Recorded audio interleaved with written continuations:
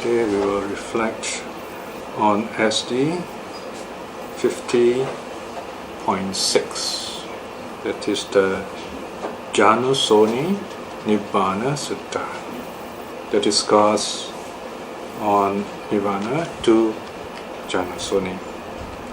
A3.55.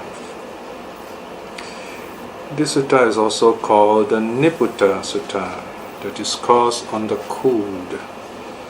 Nibbutta is the abstract noun for the attaining of Nirvana.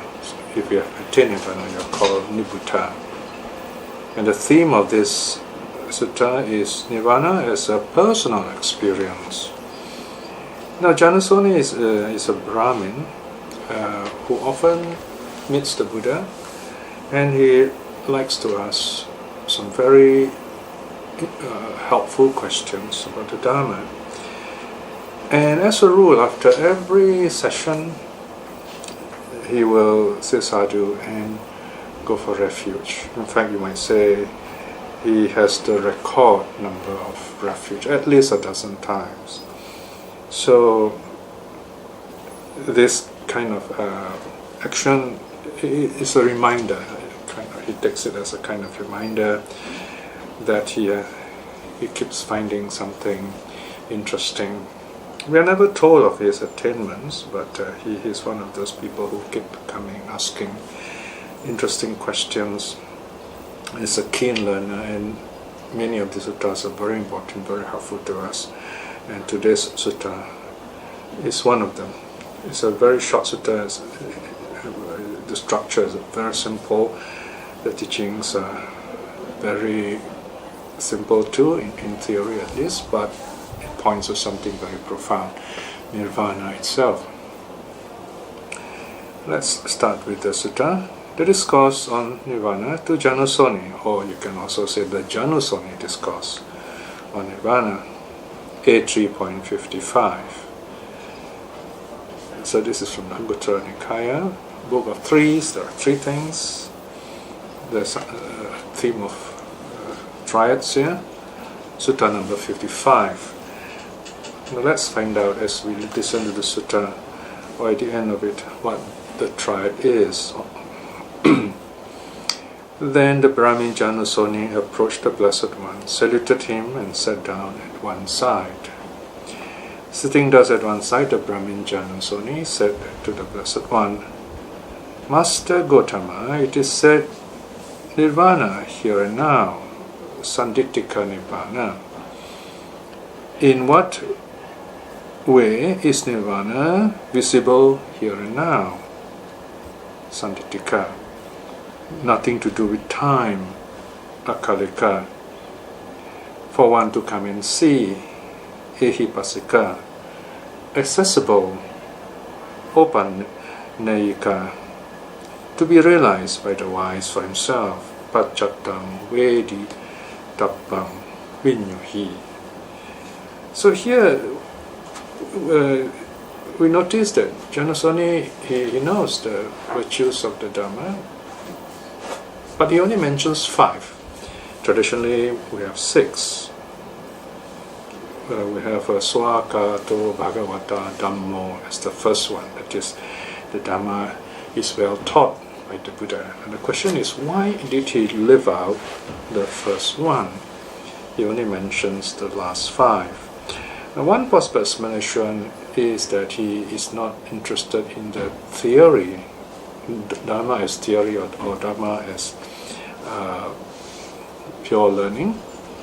He's more keen to know the Dharma as experience.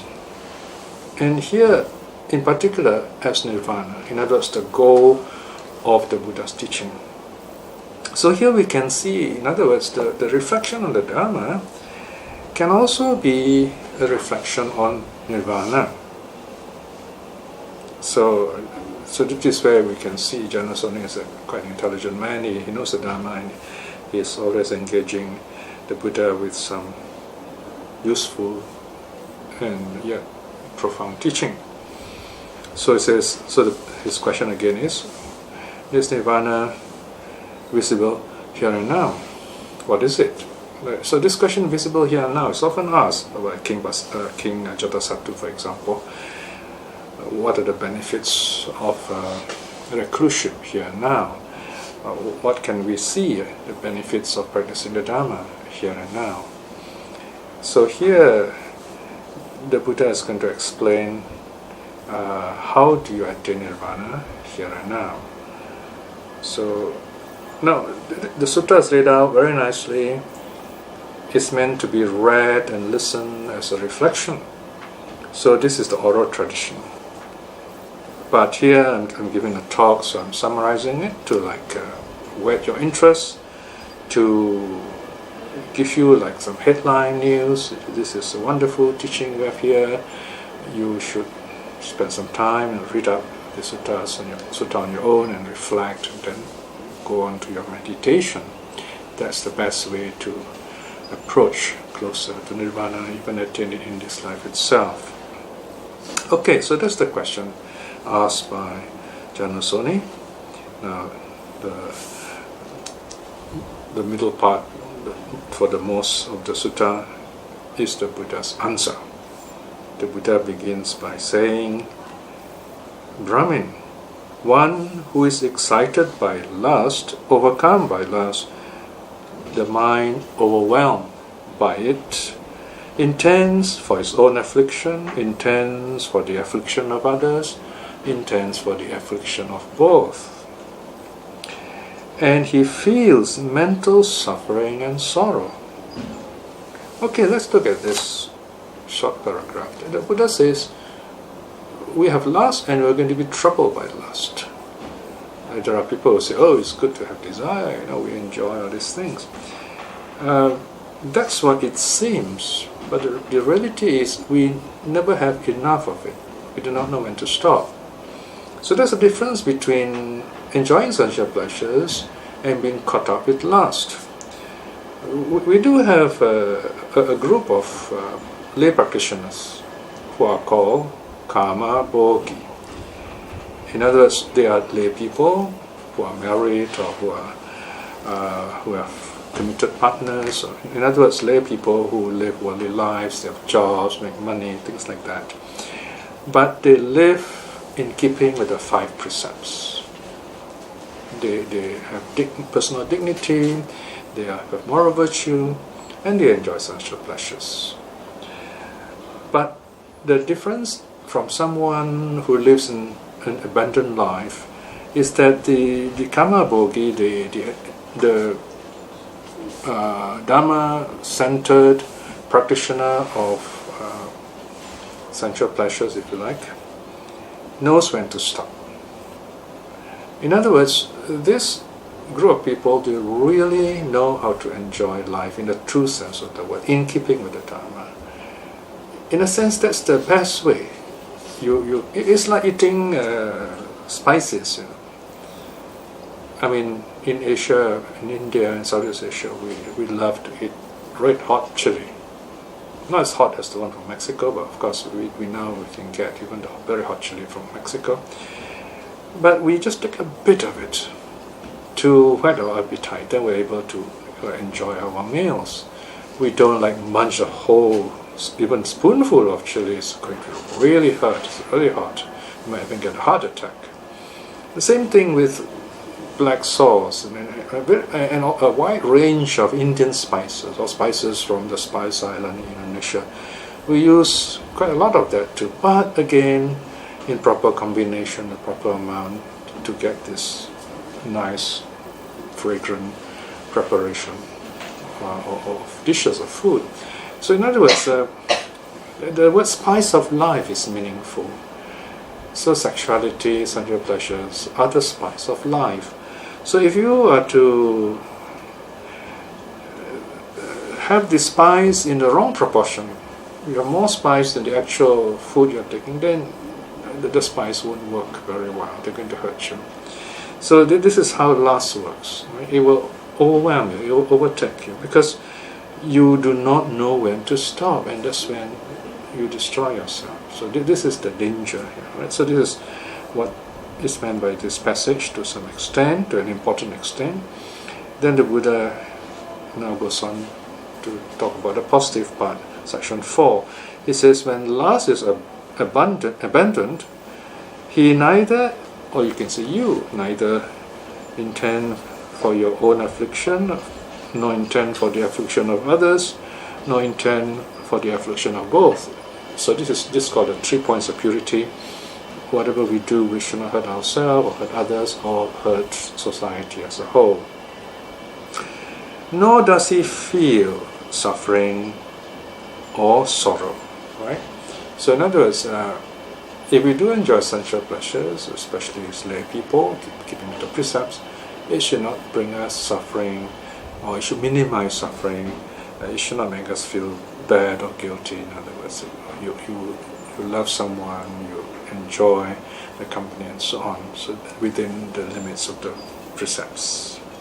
So in this way, Brahmin Nirvana is seen here and now. Now this sounds strange, isn't it, when you talk about overcoming lust and Nirvana. Here, the moment of understanding that, okay, I'm happy with this, I don't need this anymore, that moment is Nirvana. The moment of overcoming the need of something that is lustful, in other words. So when you end lust, ending of lust, that is Nirvana. Then comes a point where you have reached such a level of maturity and spiritual growth, if you like. You don't need it anymore because you understand the level of your development. You feel very happy inside you, and you don't need that kind of experience anymore. Or maybe you go deeper into meditation. So this experience of letting go of lust becomes more permanent too.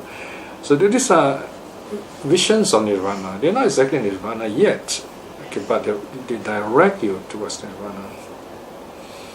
Now the same template is applied to the second root. Okay, now we're talking about the 3 unwholesome roots. First is lust or greed, and second is hate. So the same thing here. The Buddha says, Brahmin, one who is excited by hate, and hate is the opposite of lust, overcome by hate, his mind overwhelmed by it, intends for his own affliction, intends for the affliction of others, intends for the affliction of both, and he feels mental suffering and sorrow. So if we cannot get something that we lust for, then we get upset, we get angry, we become destructive and violent, we hurt ourselves, we hurt others, and society gets affected too. You read about these things in the papers, for example. So that's the danger, right? And because of that, there is mental suffering, there is sorrow, there is sadness, depression, and so on. But when this hate is abandoned, he neither intends for his own affliction, nor intends for the affliction of others, nor intends the affliction of both. Nor does he feel mental suffering or sorrow.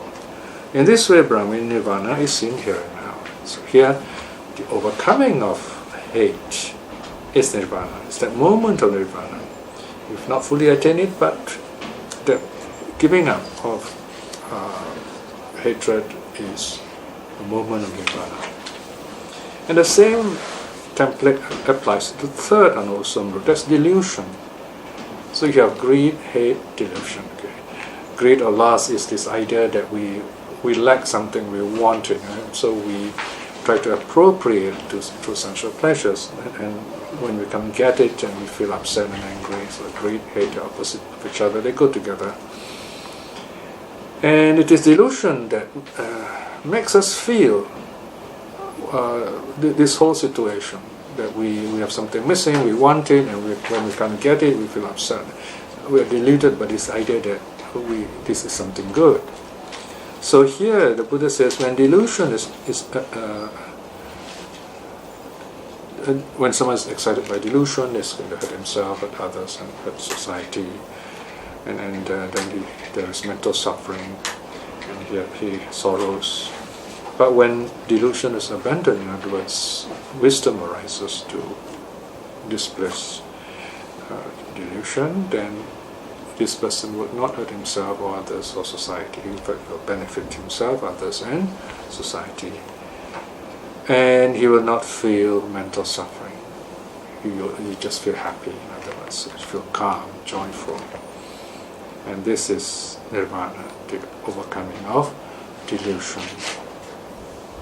So there you are, this is the overcoming of the three roots. Then the Buddha summarizes in section 9. It says, now Brahmin, when one experiences the remainderless destruction of lust, the remainderless destruction of hate, and the remainderless destruction of delusion, then Brahmin, there is nirvana. Okay, so this is full nirvana, total uprooting of greed, hate, delusion. In other words, there's no more source of feeding of karma. And so this is nirvana, visible here and now, nothing to do with time, for one to come and see, accessible or leading on to the goal that is nirvana, to be realized by the wise for himself. Then, of course, Janasoni is very happy, and he says, sadhu, says, wonderful, Bhante, wonderful Bhante. Just as if one were to place upright what had been overturned, or were to reveal what was hidden, or were to show the way to one who was lost, or were to hold up a lamp in the dark so that those with eyes could see the forms. In the same way, the Blessed One has in numerous ways made the Dharma clear. I go to the Blessed One for refuge, to the Dharma, and to the community of monks too. May the Blessed One remember me as a layman who has gone for refuge from this day forth for life. So, there you are.